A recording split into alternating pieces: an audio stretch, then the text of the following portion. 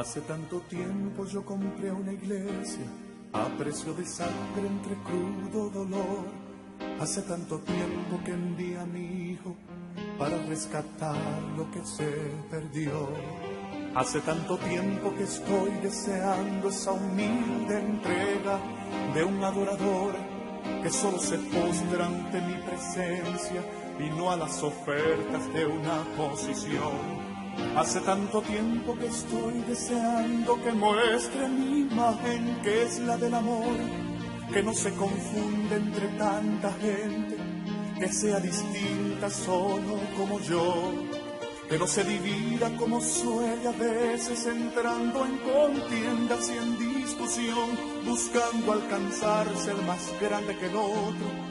Si en el universo el grande soy yo quiero una iglesia que me dé la gloria y procure la unión. Yo quiero una iglesia que sane al herido, que rompa cadenas, liberte al cautivo, que aclare la mente al que está confundido y que hable verdad. Que la denominación tiene un propósito que se llama, que dice: existimos para establecer y fortalecer iglesias bautistas que cumplan la gran comisión. Amén. Y cuando yo veo una iglesia así animada, eso mi corazón lo llena, es verdad, porque indica que estamos avanzando como bautistas. Queremos que la obra bautista cada vez sea más fuerte. Felicito a los pastores, felicito a este liderazgo tan dinámico, felicito a esta congregación. Amen siempre a Dios y amen al prójimo. Eso es fundamental. Fue lo que el Señor nos llamó a hacer: amarlo a Él y amar al prójimo. De parte de la denominación bautista colombiana, por supuesto, nuestros saludos. Hola, Cynthia, qué gozo verte. Me desconcentraste. Qué gozo verlos y verles en este ambiente y ver que han crecido con respecto a la última vez que vine. Adelante, no dejen de crecer. Dios les siga bendiciendo.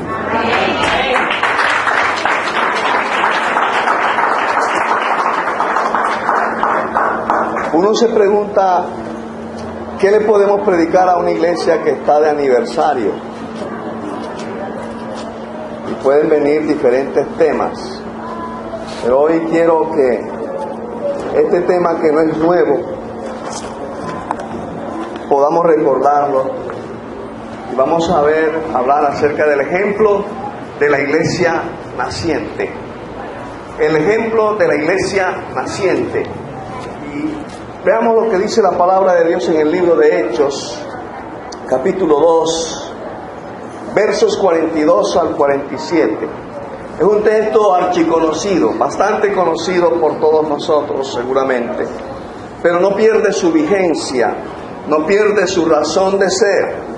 Dice la palabra del Señor en el capítulo 2 del libro de Hechos, en el verso 42. Vamos a mejor desde el 41. Dice: así que pues los que recibieron su mensaje, en otras versiones dice los que recibieron la palabra, fueron bautizados, y aquel día se unieron a la iglesia unas 3,000 personas. Qué interesante, ¿no? Los números eran parte de la iglesia apostólica. 3,000 personas se mantenían firmes en la enseñanza de los apóstoles, en la comunión, en el partimiento del pan y en la oración. Todos estaban asombrados por los muchos prodigios y señales que realizaban los apóstoles. Todos los creyentes estaban juntos y tenían todo en común, y vendían sus propiedades y posesiones y compartían sus bienes entre sí según la necesidad de cada uno. No dejaban de reunirse en el templo ni un solo día. De casa en casa partían el pan y compartían la comida con alegría y generosidad, alabando a Dios y disfrutando de la estimación general del pueblo. Esta expresión es muy interesante. Disfrutaban de la estimación del pueblo. Y cada día el Señor añadía al grupo los que iban siendo salvos. Padre bueno, gracias por tu palabra maravillosa, magnífica, palabra de vida, palabra que nos embarga, palabra que nos llena, palabra que nos enseña, que nos forma, que nos madura, palabra que nos habla de tus deseos, de tus pensamientos.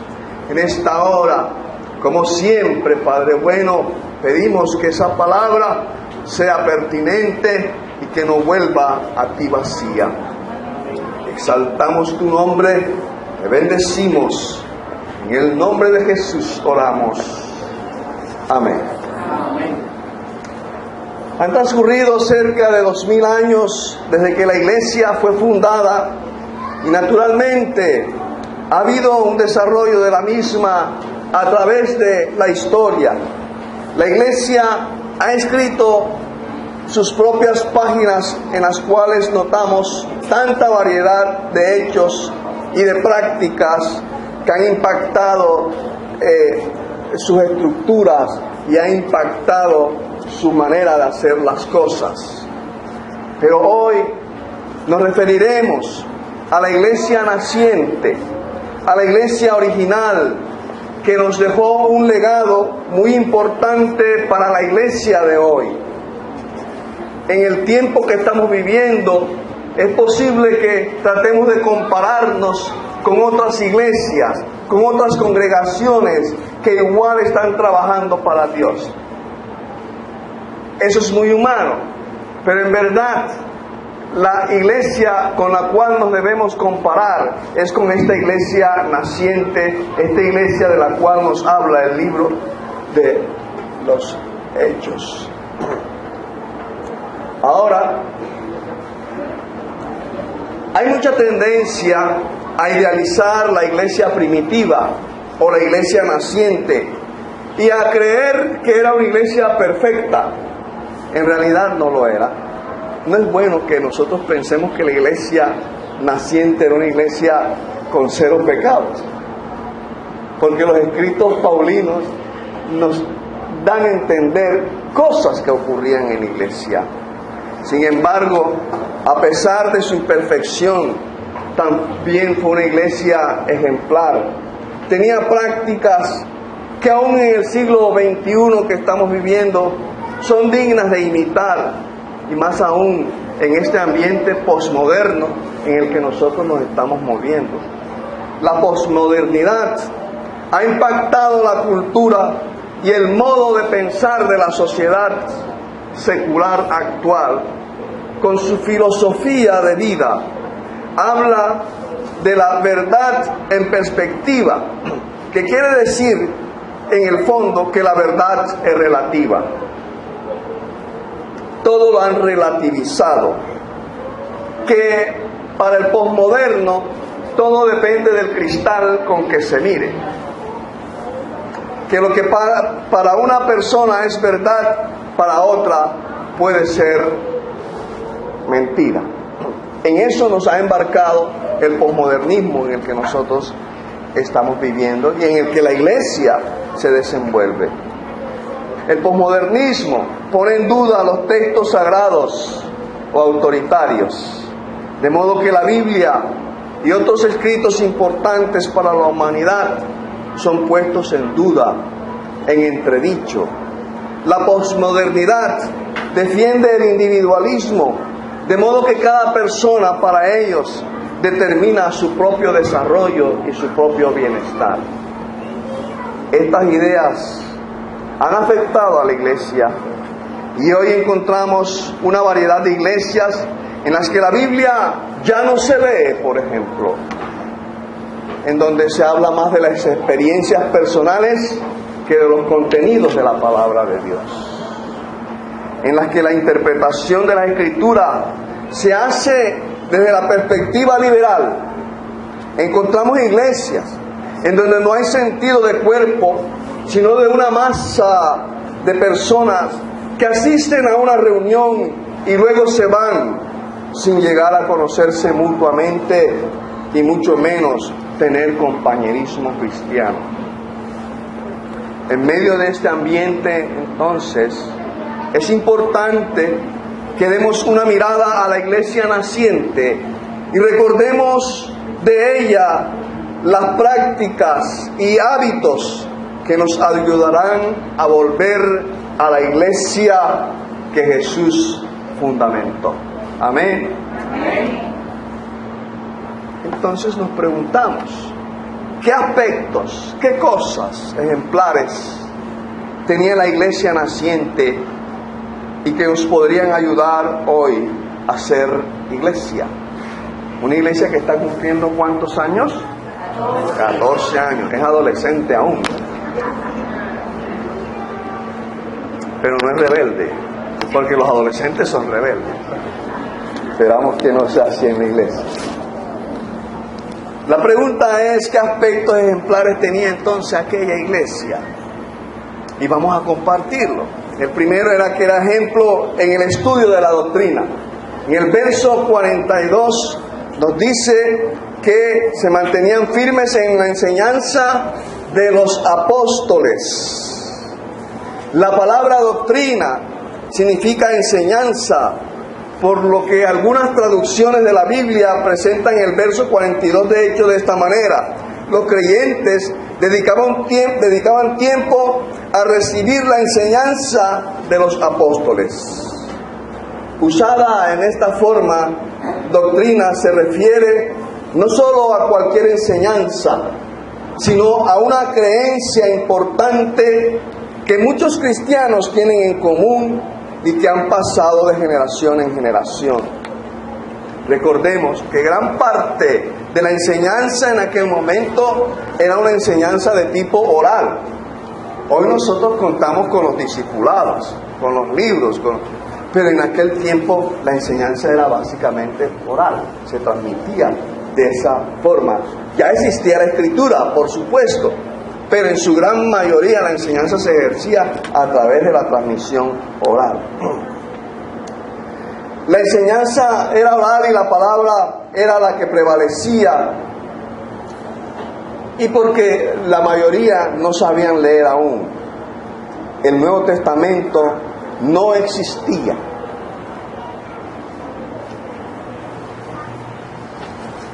Yo pregunto, le regalo una ponimalta al que me conteste eso. ¿Por qué no existía el Nuevo Testamento?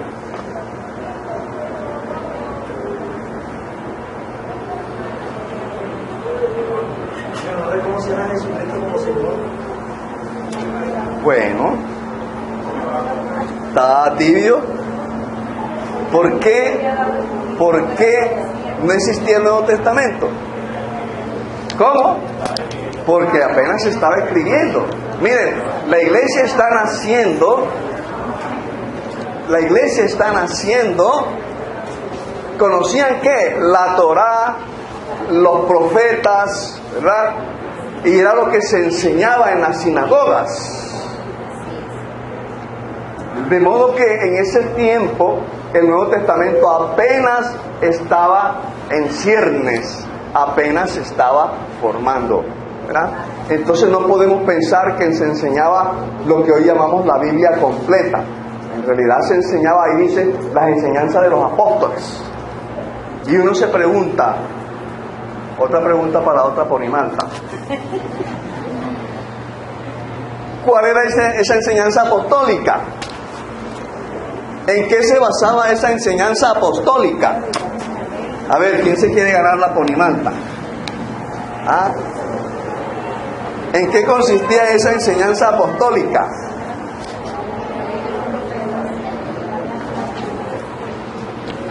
El texto lo dice, ojo, perdieron la ponimalta. ¿Cómo? Bueno, sí, pero ubiquémonos en el tiempo. Cuando Jesús se va y quedan los apóstoles, ¿a qué se dedicaron ellos? ¿A enseñar qué? ¿A enseñar qué? A enseñar lo que Jesús les había enseñado. ¿Verdad? Claro, cierto. Entonces se dedicaron a enseñar lo que Jesús por 3 años les había enseñado. La iglesia hacía eso, fundamentaba a la gente en las enseñanzas que Jesús les había dejado. Entonces hoy como iglesia debemos también insistir en esa enseñanza apostólica, que la enseñanza de la iglesia no sea basada en el testimonio de lo que le pasó a una persona, de experiencias personales, sino que la enseñanza sea la doctrina que los apóstoles enseñaron en la iglesia primitiva. Amén.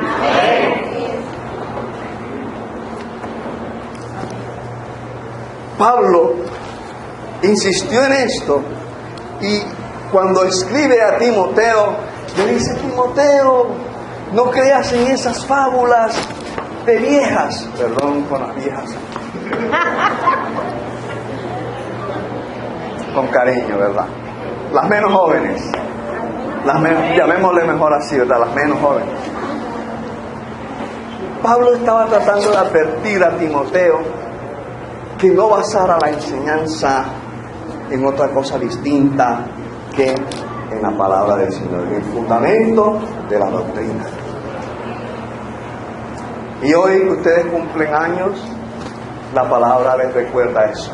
No se salgan de la doctrina que viene de la palabra de Dios. Amén, amén. La iglesia primitiva o iglesia naciente se ocupaba en enseñar la palabra de Dios. Ahora, apetece la palabra de Dios. Anoche aprendíamos algo lindísimo de Lucas Ley. Yo no sé si aquí algún joven estuvo, alguno de los presentes estuvo. Bueno, lo tenemos ahí en el Congreso Juvenil, en la Iglesia Central. Y Lucas Ley nos hizo recordar algo lindísimo. Es esto de las versiones de la Biblia. Nosotros nos hemos casado con la Reina Valera 1960, aunque a veces no la entendamos. ¿Entienden?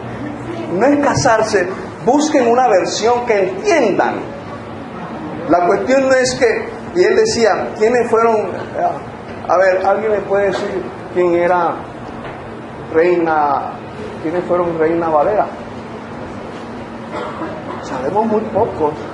Fueron unos señores españoles que se preocuparon por traducir la Biblia al español, al castellano. Pero esa versión data de 1800 y pico. De tal manera que todavía estamos leyendo el lenguaje de 1800 y pico.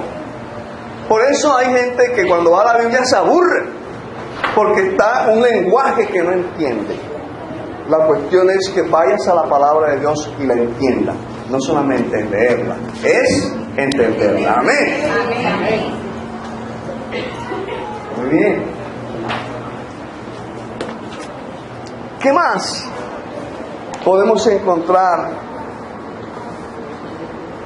La iglesia debe tener un programa sistemático de enseñanza de la Escritura, de las verdades que la iglesia debe aprender de una manera organizada y sistematizada, para que eso le dé fortaleza, fundamento a cada persona que conoce de Jesucristo. ¿Qué más? ¿Qué otro ejemplo podemos encontrar en la iglesia naciente? Que se ocupaban de sus miembros. Verso 44. ¿Qué dice el verso 44? Dice: todos los creyentes estaban juntos y tenían en común todas las cosas.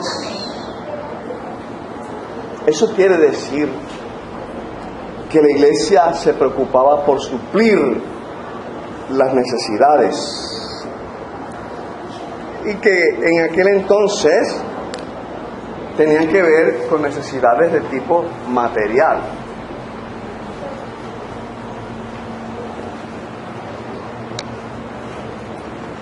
Hoy nos reunimos en un lugar, pero ya en 3 horas cada uno está en sus respectivos lugares. La iglesia no solamente es esta, la iglesia sigue existiendo a pesar de que en 3 horas estemos cada uno en nuestros lugares o estemos viendo la Eurocopa o estemos haciendo cualquier otra actividad. ¿Qué nos da sentido de iglesia? No solamente la enseñanza bíblica, sino también cómo nos relacionamos nosotros, cómo percibimos a nuestro hermano y nuestra hermana en Cristo. ¿Qué hago frente a la necesidad de mi hermano o mi hermana en Cristo? Eso es iglesia. Y la iglesia de aquel entonces se ocupaba por solucionar algunas necesidades de los que hacían parte de ella. No era hermanita, vamos a orar por ti, qué bueno, Dios te bendiga, chao pescado. No. La iglesia ayudaba a la gente que estaba necesitada. Y nosotros debemos tener en realidad una pastoral que tenga que ver con la necesidad de la gente. Podemos caer en lo que en los años 70 la CEPAL llamó el asistencialismo. ¿Qué es el asistencialismo? Si alguien necesita, le doy 10,000 pesitos y ya. Eso está bien. Pero más allá de ese asistencialismo, debemos llegar al sentido de solidaridad. El sentido de solidaridad hoy tiene que ver con lo que un adagio, un dicho chino decía: no des un pez, enseña a pescar. Lo han escuchado, ¿verdad? Porque a veces en las congregaciones hemos acostumbrado a la gente a ser dependientes, ¿verdad? A tener una tetita permanente ahí. No, tenemos que evolucionar en el concepto y enseñarle a la gente artes, oficios, emprendimiento, para que la gente pueda salir de la situación en que se encuentra. Amén. La iglesia naciente lo hacía dentro de sus paradigmas, dentro del contexto social en que se movía de esa manera. Pero hoy la situación ha cambiado y la iglesia tiene que moverse de otra manera. La iglesia tiene que enseñar a pescar. Amén. Es una forma de preocuparse por el otro, de que mejore, de que su situación económica y su situación en diferentes sentidos sea mejor cada día. Amén. ¿Acaso el Salmo 101 no dice: bienaventurado el varón que no anduvo en consejo de malos, ni en silla de escarnecedores se ha sentado, sino que en la ley de Jehová está su delicia, y en su ley medita de día y de noche? Dice: será como árbol plantado junto a corrientes de agua, que da su fruto en su tiempo y su hoja no cae. Y dice: y todo lo que hace Prosperará. Amén. no es teología de la prosperidad. No creo en la teología de la prosperidad, sino que la persona que ama a Dios inevitablemente será prosperada, y la iglesia debe ayudar a que haya prosperidad en medio de ella. Amén.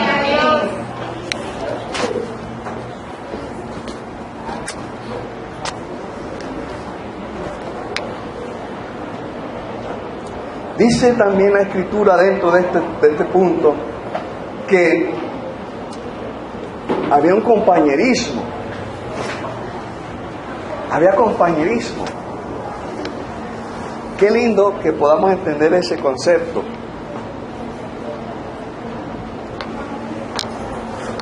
En la iglesia debemos cultivar relaciones interpersonales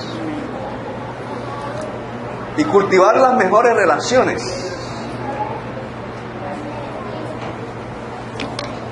Y yo aquí de pronto voy a ser como un poquito indiscreto, ¿me perdonan por anticipado? Sí, perdonado. Osado, atrevido, tal vez. El comportamiento en la iglesia debe ser como en una familia. Ustedes han visto el comercial ese, creo que es de Coca-Cola, en que el hermano mayor siempre está matoneando al menor. Ah, sí, claro. Pero en un parque, el hermano menor estaba haciendo algo y llegan dos muchachos a hacerle bullying. Y llega el hermano mayor y dice, ¿qué es el cuento de ustedes? Y entonces los otros dos que estaban matoneando se van. Y el hermanito empieza a tomarse la gaseosa y el otro lo empuja a la gaseosa. ¿Sí se acuerdan de ese comercial? Esa es una enseñanza muy bonita. Porque ¿qué ocurre en una familia típica? ¿Quién no ha discutido con un hermano de él o una hermana? Porque deja los calzones ahí tirados. Porque deja los zapatos en un sitio, ¿verdad?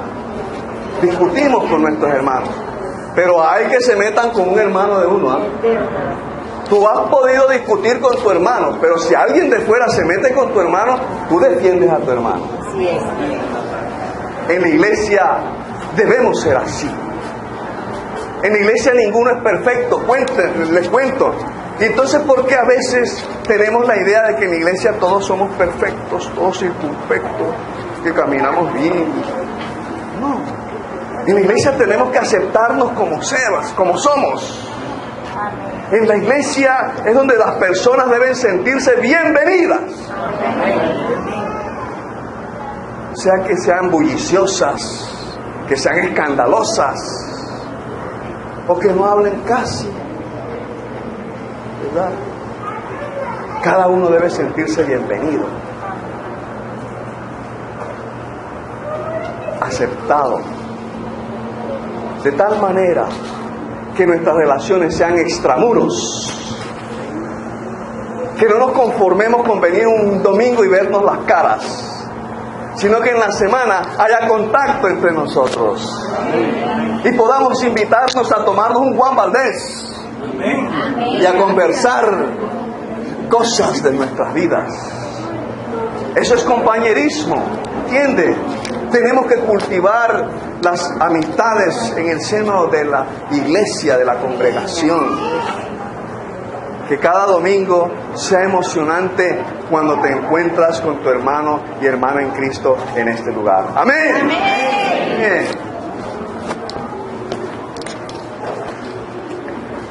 ¿Qué más podemos ver en esa iglesia naciente? Era una iglesia ejemplar en la devoción y la entrega. La participación en los cultos era muy activa.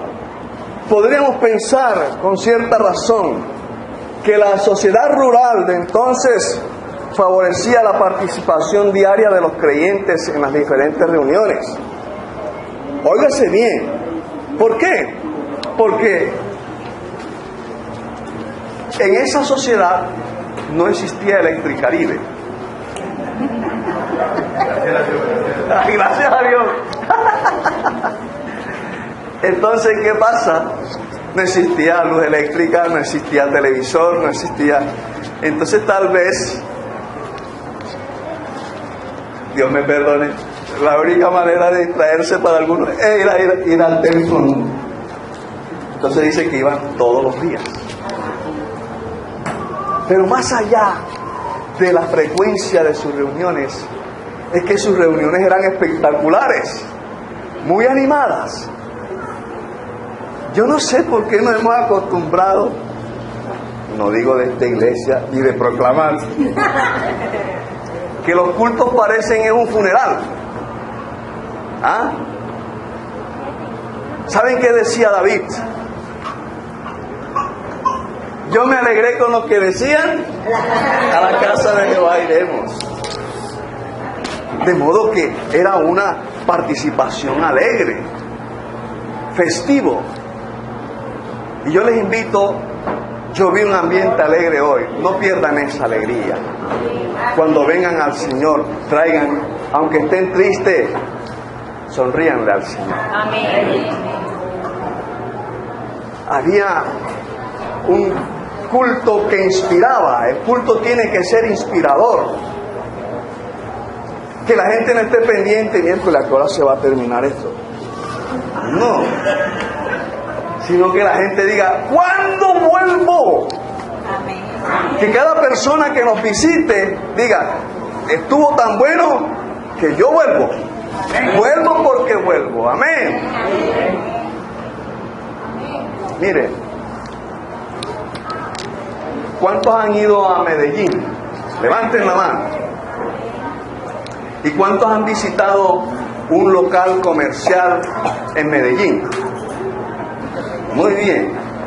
¿Aquí hay algún paisa?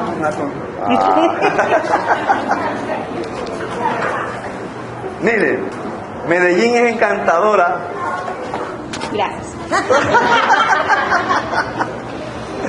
No solo porque es bella como ciudad, Total. sino que su gente es muy amable. Pero cuando usted va a un almacén de un paisa, oiga, le da pena no comprarle. ¿Por qué? Porque el paisa te trata tan bien que tú no le puedo decir no. En la iglesia de Dios tenemos que hacer así. Amén. Que las personas que vienen se sientan tan bien que cuando las volvamos a invitar no puedan decir no. Que así sea en medio de nosotros.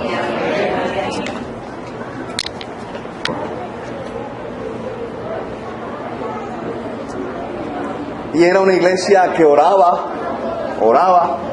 La oración debe estar presente permanentemente en la vida de la iglesia.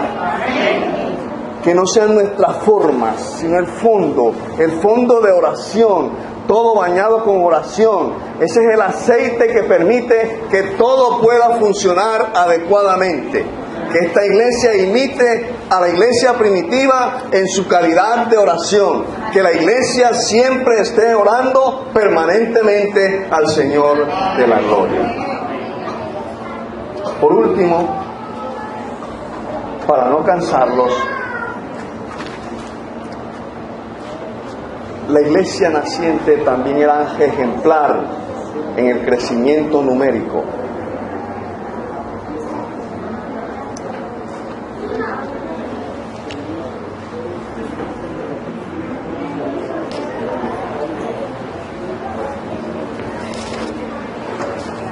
Para Dios, los números son importantes. ¿Usted sabía eso? En la Biblia hay un libro que se llama el libro de números. ¿Cierto? ¿Y por qué se llama así? Por los dos censos que se hicieron sobre el pueblo de Israel. ¿Cierto? Por los censos. El pueblo de Israel fue censado. Tenían un registro, ¿verdad? Y el libro de los Hechos, ahorita les voy a mostrar, el libro de los Hechos registra la manera numérica, cómo la iglesia fue creciendo, cómo la iglesia fue avanzando. Los números nos deben interesar a nosotros. A mí me inquieta, le he oído a líderes decir, no, aquí somos poquitos, pero somos calidad. ¿Sí será verdad eso? Yo enseguida pongo este ejemplo. Pónganse en pie, hermano. La antioqueña y la no antioqueña, barranquillera de pura cepa. Estas dos hermanas montan un negocio, digamos sencillo, venta de empanadas. El mismo día a la misma hora. ¿Dónde creen ustedes que la gente va a ir a comprar empanadas? Pasan los días y de pronto se dan cuenta que una de las dos, la gente va más al negocio. ¿Por qué será que la gente va más al negocio? ¿Por qué, hermano? La del calle, porque el país ya tiene un parlamento, tiene una votación y seguir el duende y el amor y lo Pero lo pueden volver un día. Ellas lo pueden volver un día, pero 2 días no. puede incidir el precio. La calidad. ¿Cómo? La calidad. La calidad. Servicio, hay muchas, pero la calidad es importante. La gente va donde hay calidad. Sí. Ok, magnífico. Demos por sentado que las dos atienden excelente, que las dos atienden bien, pero la gente y que manejan unos precios muy buenos. ¿Qué va a hacer la diferencia? La calidad. Donde hay calidad la gente va. Pueden sentarse. Entonces no sigamos con ese pensamiento y que no, la iglesia es pequeña pero hay calidad. Mentira. La gente va a ir donde hay calidad. Bueno, ahí el mercadeo puede traer gente en un momento dado, pero la gente se va a mantener donde hay calidad. Y la iglesia tiene que apuntarle a la calidad. Amén. Muy bien.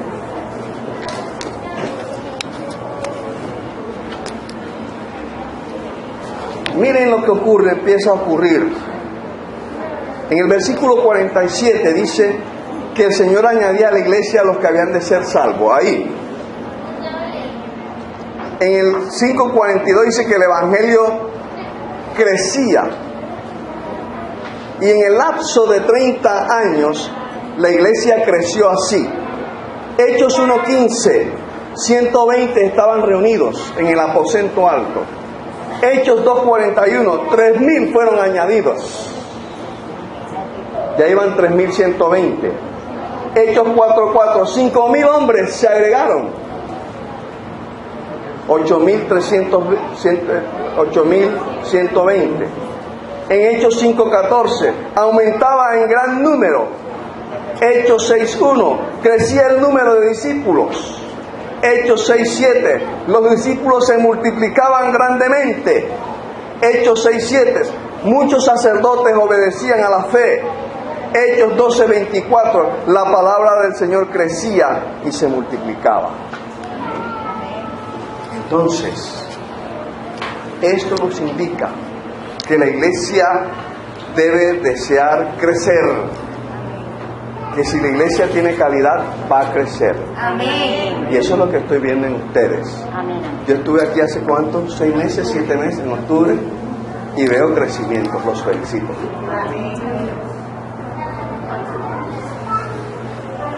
Les voy a terminar con una expresión. Había un niño que le gustaba ir a los conciertos. No sé si se los conté la vez pasada. Espero que no. Había un niño que le gustaba ir a los conciertos. ¿Saben qué es un concierto? Sí. Bueno. A él le gustaba tocar piano. Y su mamá lo llevó al lugar para participar en el concierto, para escuchar el concierto. Pero como al niño le gustaba tanto el piano, el concertista no había llegado aún. Cuando el niño vio el piano, corrió se posesionó del piano y empezó a tocar. Cuando llegó el concertista, se puso al lado del niño y le dijo: no pares, sigue. No pares, sigue. Hoy les quiero decir: no paren, sigan. No paren, sigan. Dile a la persona que está a tu lado: no paren, sigue. Dios me bendiga.